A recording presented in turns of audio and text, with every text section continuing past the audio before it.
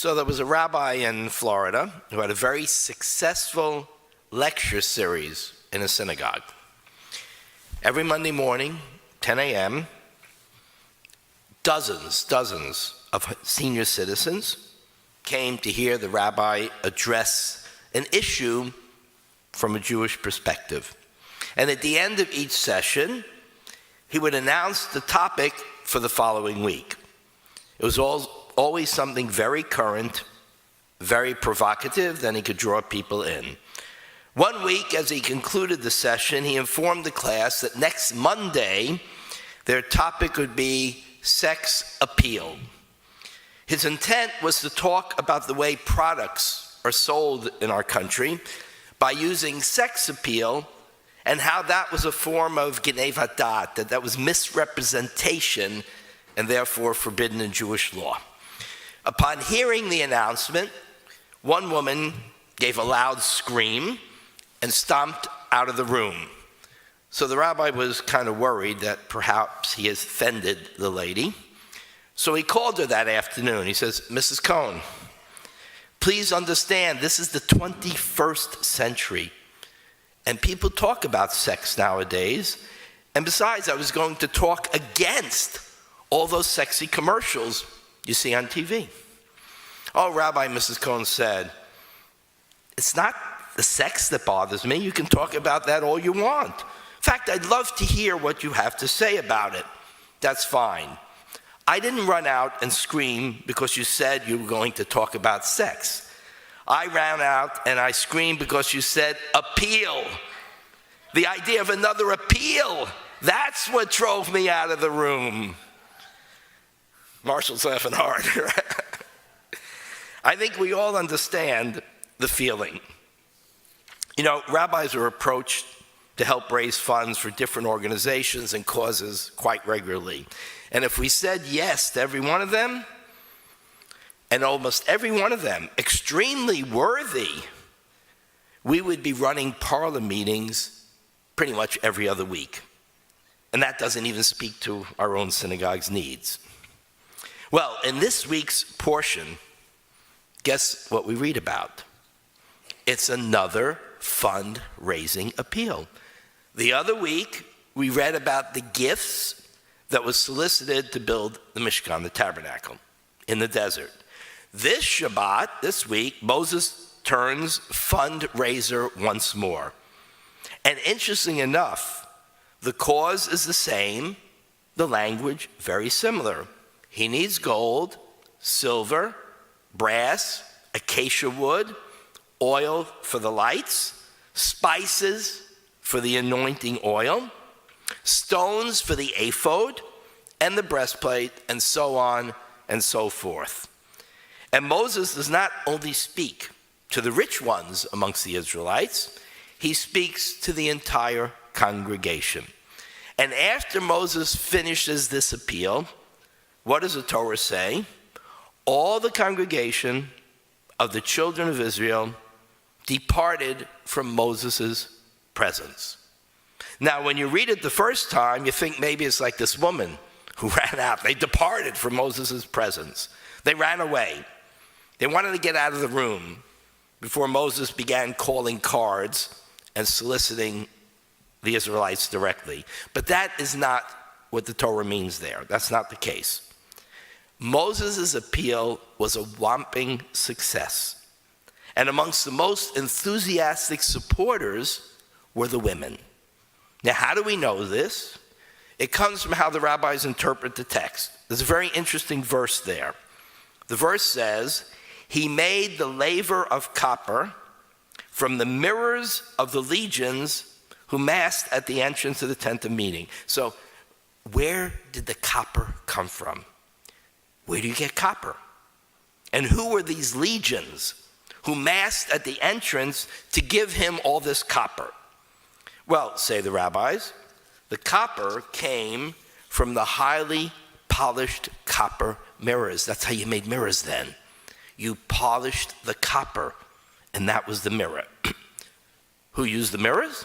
The donors were the women who owned those mirrors. But the rabbis go further with their interpretation. They say at first Moses didn't want to accept the gifts from the women. After all, why do we use mirrors? They could be used to promote our personal vanity. Then they wouldn't be worthy gifts to the temple because they were connected to vanity. On the other hand, you could say that we use mirrors to examine who we really are. Don't we use that phrase? Go look in the mirror. It isn't to see if your hair is okay. So look into your soul. And that, the rabbis say, that would be a very worthy gift to the temple. Something that's used for self-examination, something to look into our souls. We know that Moses decides to accept the gift of the mirrors, and the rabbis go on to tell us that the mirrors were the most beloved of all the gifts that were brought as a result of Moses' fundraising appeal. Why? Mirrors were very rare commodities in those days. If they gave up their copper mirrors, then they would be dependent on others to know how they looked. They had no mirrors, so the only thing is, how do I look? Right? My hair okay? You have to ask others because you can't see. The truth is, we care a great deal about how others see us. But we prefer to get the information we need by looking in the mirror ourselves and deciding for ourselves how we look. But that's not really the best way. And by giving up their mirrors, the Israelites of Moses' day learned that lesson. The best way to know how others see us is to consider how we tend to see others. How we see others will be a better measure of how we are viewed by other people. There was an amazing study done by a psychologist. She gathered a group of college students and she asked them to do this. Jot down the initials, not the names, the initials of the people you don't like. Now, some of the students, they were struggling. They could only think of 1, 2, maybe 3 people they could put on the list. Others had no trouble. They listed as many as 14 sets of initials in 30 seconds. Can you imagine that? To be able to list off the top of your head 14 people you don't like and to do it in less than 30 seconds. That's a record no one should be proud of. So the results were fascinating. The people who had the highest number of people on their list that they disliked turned out to be the people whose names appeared the most on other people's lists as people they didn't like. And the ones who could list only 2 or 3 people, their names almost never appeared on the list of people who were disliked. So what the study showed is how we see others is an indication of how we are seen.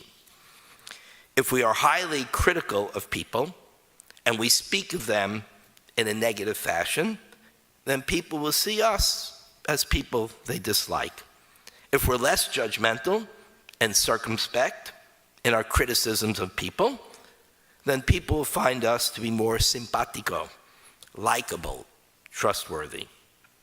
Maybe if we find that our list of people we don't like is growing exponentially, we should stop and ask, what's the problem with our view of the world?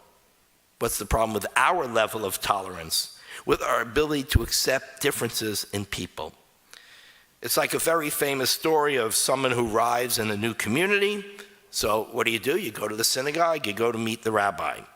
And he says to the rabbi, tell me about the people in this community.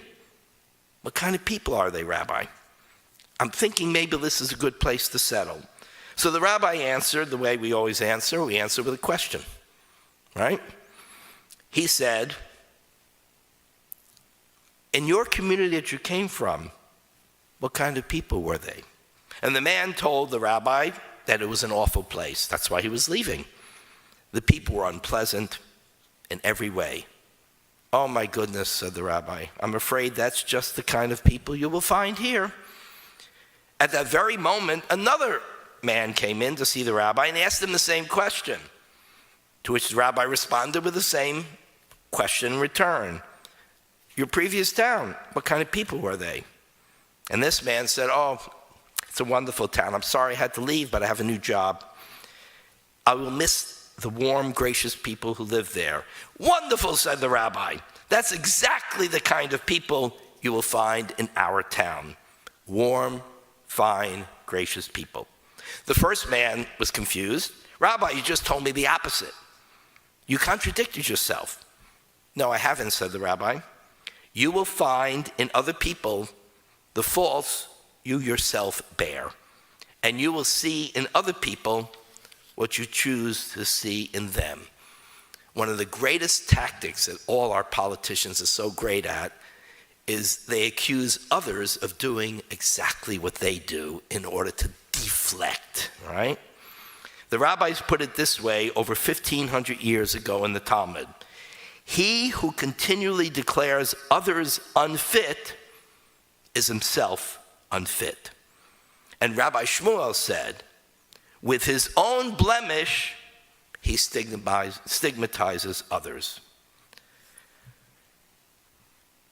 The gift of the mirrors was the most precious gift to the temple because it forced people to begin to look at themselves, how others saw them, and it forced them to consider the opinion of others rather than just their own opinion of themselves as they looked in the mirror and then judged themselves who they were, what kind of people they were, and how they looked.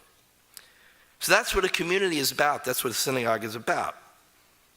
A place of Torah, a place of worship, a place where we put down the mirrors and we ask ourselves, how do we appear to others? How do we appear to God? How do we appear or measure up to the moral and ethical teachings that the Torah we are reading, that we are kissing, gives honor to? We all know there's a rule. You can't daven in front of a mirror. What do we do in the house of Shiva? We cover the mirrors because you can't have we're davening, right? Davening, saying Kaddish.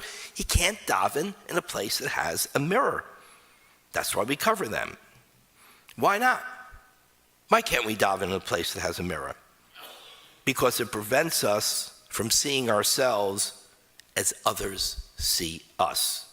It prevents us from allowing the Siddur, the prayer book, to be the one that passes judgment on our behavior, to speak to us about the way we treat others and how we spend our time and our money. So giving up the mirrors, learning to see ourselves as others see us, that's a way, we could say, of purifying ourselves as we prepare for the upcoming holidays of Purim and Passover. So when we come into a synagogue, when we come into the community, we should check our mirrors at the door. Use study as a means of seeing ourselves as others see us. Then the list of people we dislike so much will begin to shrink. And the names will be fewer and fewer on our list. Then we can have a community that's worthy of singing, praying, and studying together because it's a place of Shalom Bayit, place of peace and comfort. If we want to see Shalom Bayit in our own country, if we want to see Shalom Bayit in Israel, we will need to understand how people perceive us. And they need to see how we perceive them. Then we can begin the serious discussion to find common ground amidst our different views. The attack politics that have dominated our campaigns literally for decades, it's not new at all. The personal insults, the animus that divides the country and destroys possibilities of compromise and learning from each other. That's what we need to conquer. And that will be true for Israel when the war is over. The animus that had enveloped Israeli society before the war broke out, the contempt that each group had for the other, left Israel weakened and vulnerable. So put away the mirrors and see the other and how the other sees us. That's the precondition for compromise and reconciliation. Now, if we only could get Moses to run our next building fund campaign, imagine how great it would be, the success, even greater than the success we already had, and that would really be something. Shabbat Shalom.